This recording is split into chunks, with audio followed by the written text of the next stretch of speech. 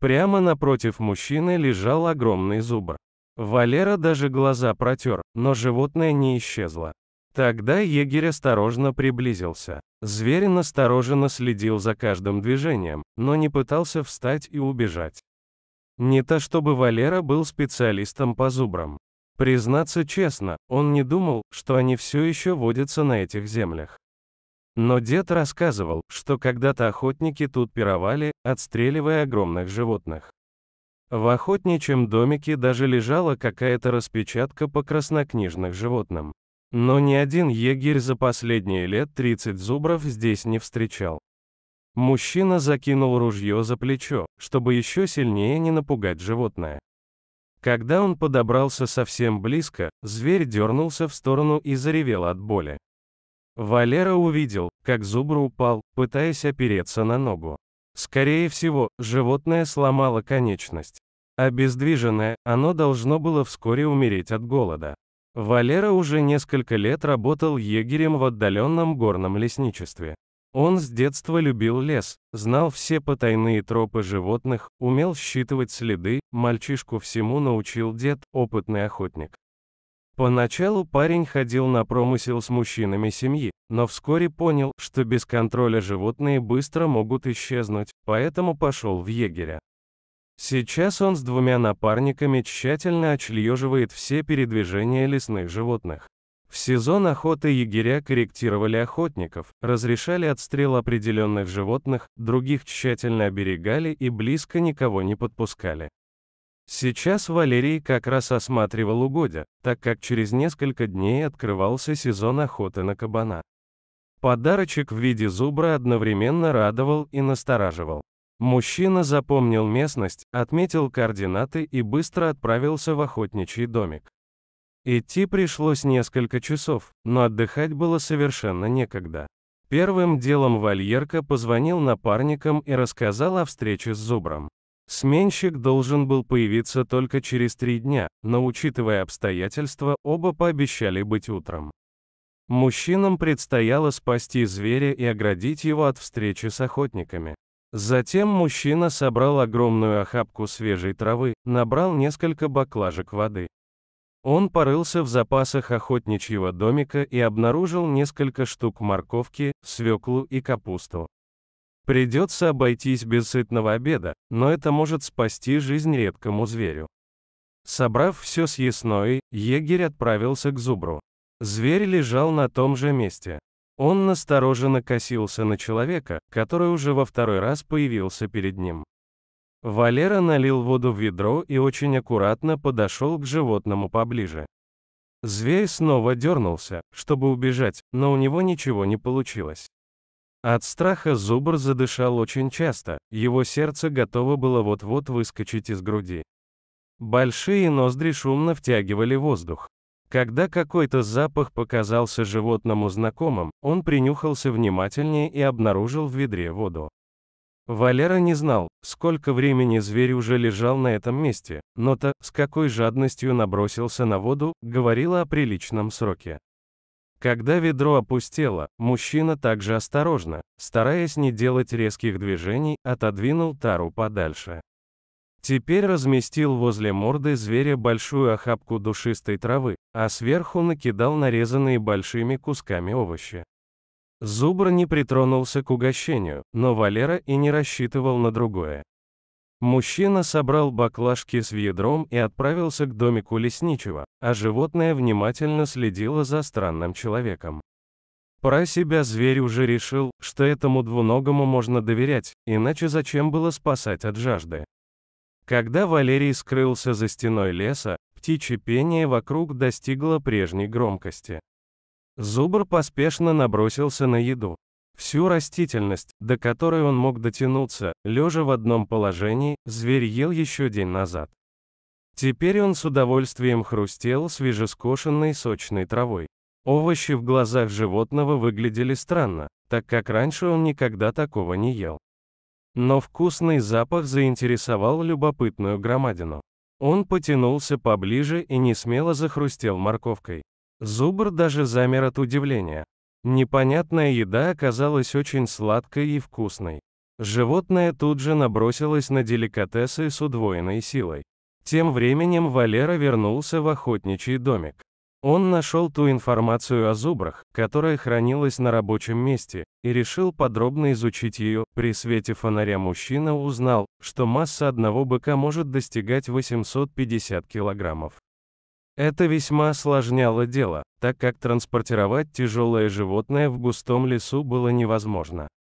Решив оставить решение вопроса на завтра, мужчина углубился в описание вида.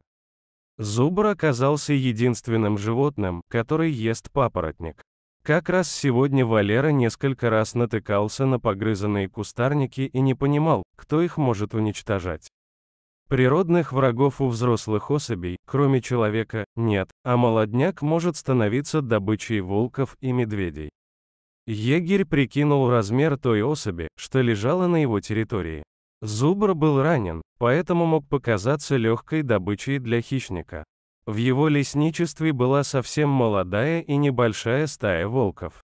Звери не должны были заинтересоваться неизвестной громадиной. Что касается медведей, те сейчас с удовольствием рыбачили. На следующее утро к охотничьему домику подъехала машина. Кроме напарников Валера увидел еще несколько неизвестных мужчин. Один из них оказался ветеринаром, который специализировался на диких животных. Второй егерь из лесничества соседней области. Оказалось, что в соседних угодьях создали программу по восстановлению численности краснокнижных животных. Если раньше зубры гуляли по территории Восточной Европы огромными стадами, то сейчас они остались в незначительных количествах в зоопарках и природных заповедниках. Всему виной снова человеческая жадность. Огромное количество животных отстреливали ради потехи. Теперь же остро встал вопрос о сохранении вида. Ученые, экологи и зооактивисты нескольких стран объединились, чтобы увеличить популяцию зубров.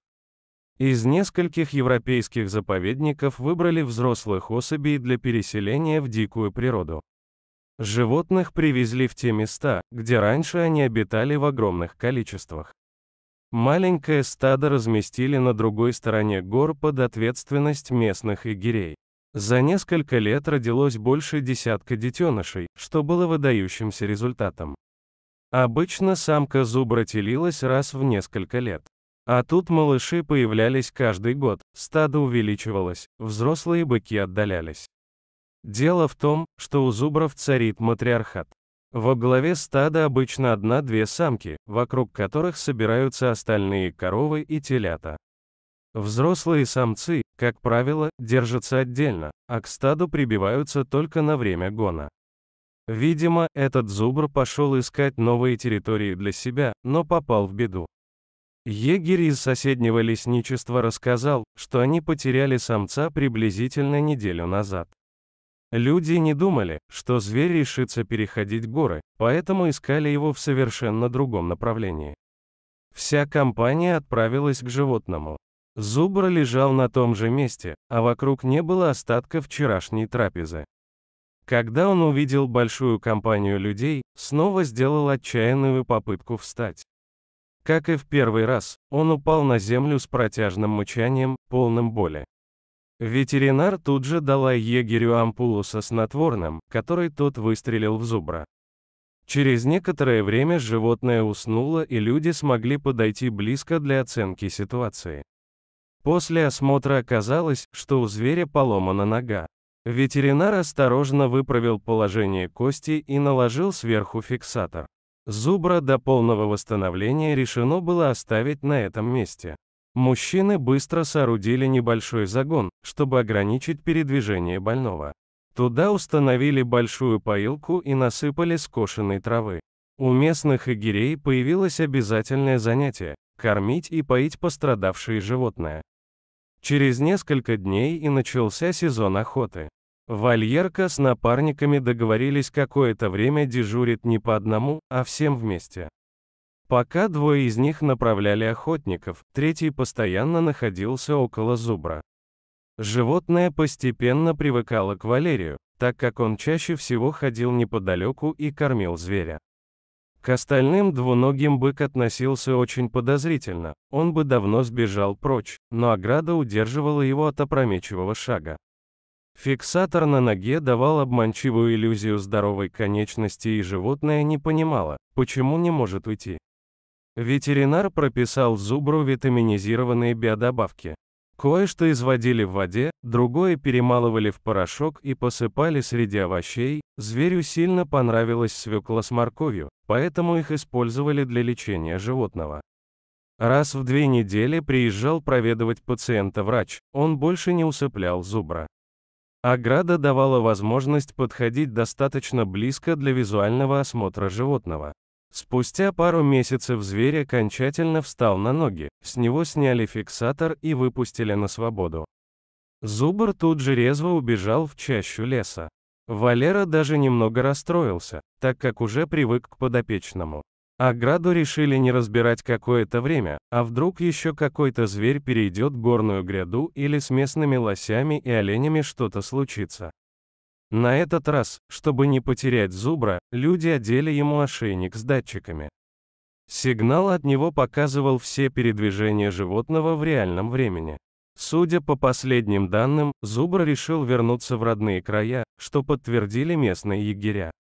Повседневная забота не давала Валерию сильно соскучиться, но иногда он жалел, что больше не увидит величественного зверя. Зимой лес замер, егеря занимались рутиной, осматривали территорию, отшлёживали браконьеров, наполняли кормушки для оленей. В один из дней у Валеры громко зазвонил телефон. Это оказался знакомый егерь из горного лесничества. «Встречай гостей», — радостно сказал коллега, — «к тебе твой старый знакомый отправился, еще и пару молодых самцов с собой прихватил, видать рассказал, что у вас вкусно кормят». Валера очень обрадовался, купил мешок свеклы с капустой. Возле того самого загона, который они делали для пострадавшего зверя, мужчина разложил угощение. На следующий день он увидел 3 массивных силуэта косматых зверей. К зиме зубры обросли длинной густой шерстью с толстым подпушком. Издалека они были похожи на мягкие игрушки. 2 зубров поменьше испуганно косились по сторонам. Тот, что постарше, уверенно приблизился к кормушке и с аппетитом захрустел овощами. Когда Валера сделал неосторожный шаг, он оказался на виду у животных. Молодежь тут же бросилась бежать. Взрослый зубр внимательно посмотрел на мужчину и спокойно вернулся к трапезе. Теперь Валера не скучал по плюшевым гигантам. Зубры уверенными темпами восстанавливали свою численность и регулярно приходили навещать соседние угодья. А у егеря постоянно были припасены угощения для новых друзей.